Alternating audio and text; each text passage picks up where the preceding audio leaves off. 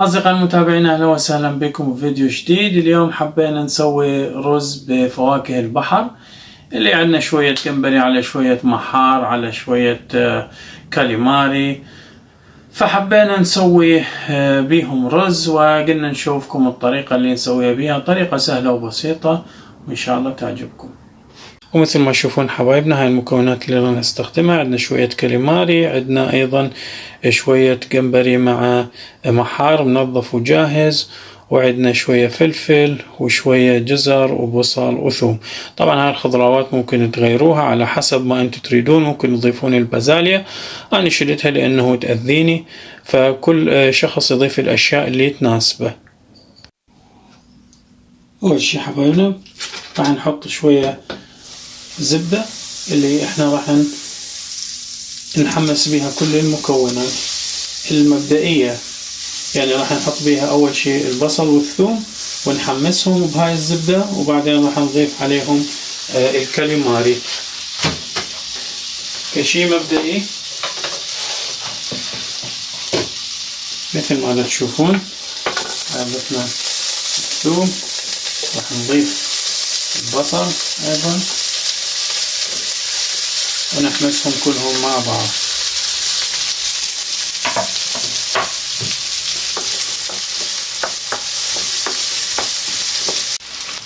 وحبنا وهسه بعد ما أخذ البصل هذا اللون راح نضيف عليه الكاليماري. طبعا ويا الكاليماري راح نضيف أيضا البهارات مالته، وراح نقلبهم كلهم مع بعض. مثل ما تشوفون يعني الأكل هذا البحري يعني ما يأخذ وقت طويل على النار، لهذا نضيفه دائما متأخر، يأخذ وقت بسيط جدا مثل ما تشوفون. وعندنا هاي البهارات عبارة عن فلفل أسود، فلفل ثاني هذا المخلوط نكهة الزفرونة يعني الليمون، وأيضا بملح، وعندي هنا كاري، وعندي هنا ملح، وعندي هنا كمون. هاي بس البهارات اللي أنا راح أستخدمها. راح أقلب المكونات كلها مع بعض. الملح يمكن شفتوه مو كميته كبيرة لأنه راح أستخدمه مرة ثانية، يعني تقدرون تستبدلون أو تضيفون بهارات ثانية أنتم تحبوها. أيضا تقدرون تسوون يعني هذا الرز تسووه أحمر بأنه تضيفون عليه معجون الطماطة أو صلصة الطماطة اللي أنتم تسموها. وطبعا بعد ما تحمس هاي المكونات كلها راح نجيب فواكه البحر الثانية وراح نقسمها قسمين. مثل ما تشوفون قسمناها قسمين، هذا القسم راح يكون للتزيين، وهذا راح نضيفه هنا مع الخلطة. طبعا نقلبه كله مع بعض بهالطريقة. الجمبري ياخذ وقت اقل، يعني هو مجرد انه يلامس الحرارة راح يستوي، فاحنا ما راح نحاول انه نخليه فترة طويلة، مباشرة راح نحط الرز عليه. هسه اجى دور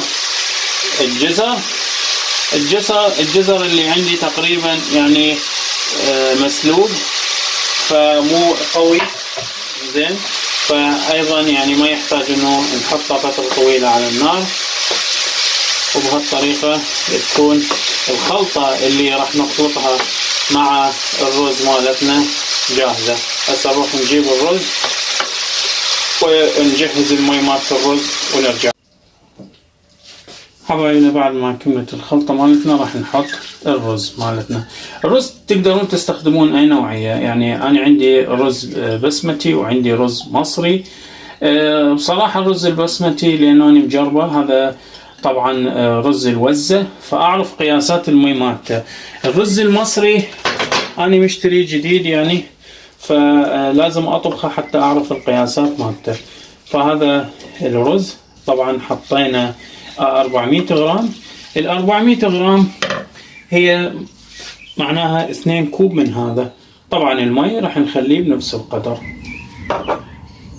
شوية راح نضيف عليه ملح لأنه ما حطينا هواية ملح، ممكن نضيف عليه شوية ملح. ونضيف مرة ثانية على الرز شوية فلفل أحمر من هذا الحلو حتى ينطي شوية شكل إضافي.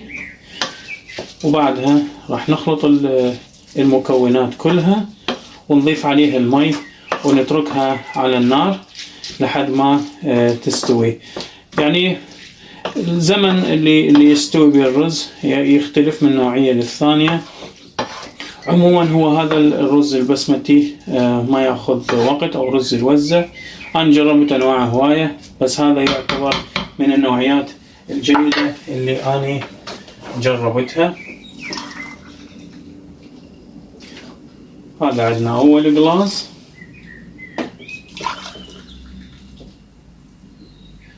وهذا الجلاس الثاني، لانه عندنا يعني اشياء ثانية وياه ممكن نضيف له بعد شوية. خاف انه الاكلات يعني خلينا نقول حطينا جلاسين ونص، اي ما يعادل تقريبا النص لتر على هذا القياس اللي عندي. وراح نترك نترك التمن يستوي. بقيت اشياء راح اسويها حتى احطها على الوجه. مثل ما تشوفون من الاشياء اللي بقت عندي هو بقى عندي الفلفل، وبقى عندي شوية من فواكه البحر. فواكه البحر راح ارجع اسويها بالزبد، وبعدين قبل ما تستوي راح اضيف لها الفلفل.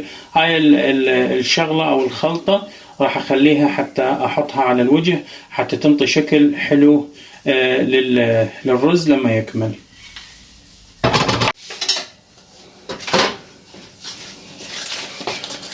وهسه حبايبنا راح نجي نسوي الخلطة اللي قلنا لكم عليها. ومثل ما تشوفون حبايبنا هاي ذوبنا الزبدة هنا شوية. انا ليش استخدم هذا النوع من الزبد؟ يمكن تعرفون شفتوا بالفيديوهات مالتي انه انا احب اكل الاشياء الصحية، فهذا الزبد هو لانه صحي 100%، فانا احب استخدمه. يعني هاي الاكلة صحية 100%. ليش؟ لانه ما استخدمت اي زيوت نباتية، ما استخدمت اي نوع كربوهيدرات ممكن يضرك، لانه الرز كنوع كربوهيدرات هو جيد جدا. تمام. والخضروات مفيدة ايضا، ممكن تضيفوها، بها فيتامينات، فيها الياف. طبعا ايضا الاكل البحري مثل ما قلنا انه به معادن قوية جدا مثل ما قلنا بفيديو الاخطبوط. فالاكله بشكل عام هي صحيه جدا. يعني حتى اذا انه الشخص مسوي دايت او شيء ممكن بس يقلل شويه دهون، هي حتى وان كانت دهون صحيه، بس انه الانسان ما يصير يكثر منها على مود السعرات الحراريه، لانه الدهون بها سعرات حراريه عاليه. فبعد ما راح نستو هذا فواكه البحر راح نحط عليها الفلفل. وطبعا هسه حبايبنا راح نضيف الفلفل. طبعا الاكل البحري ما يتحمل حرارة مثل ما قلنا، فما طول دقائق واستوى. احنا ليش خلينا يعني الجمبري بالاخير مع الفلفل؟ لانه هم الاثنين ما راح يعني ياخذون حرارة قوية. يعني الفلفل ما يصير نخليه من البداية حتى ما انه يذبل وينتهي، وبنفس الوقت الجمبري هو ممكن يستوي بسرعة. اللونين مع بعض راح ينطون جمالية حلوة، وطبعا بالاضافة الى النكهة. زين. البهارات اللي حطيناها هنا يعني ما مجرد ملح، وممكن تضيفون اذا تحبون شوية نوع فلفل او شيء. يعني حاولوا لا تكثرون هنا بهاي الخلطة اللي يصير على الوجه البهارات، حتى تبقى يعني النكهة مال الفلفل ومال الاكل البحري موجودة. لحد الان خلص، يعني ما يحتاج انه نقلبهم اكثر من هيك. الفلفل مهم جدا انه انتم شوية تقلبوه. ليش؟ لانه هاي نقطة مهمة بالنسبة للناس اللي عندهم قولون او عندهم قولون عصبي مثلي.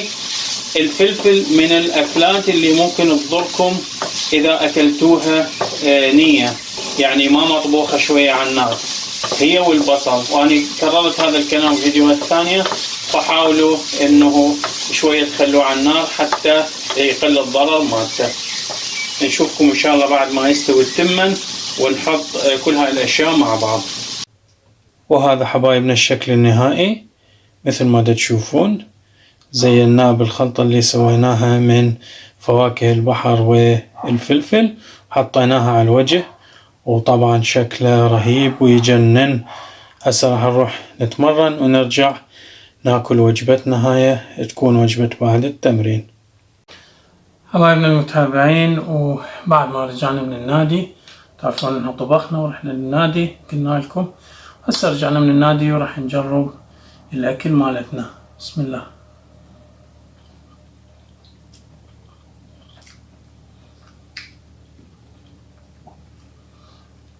اكل رهيب بصراحة.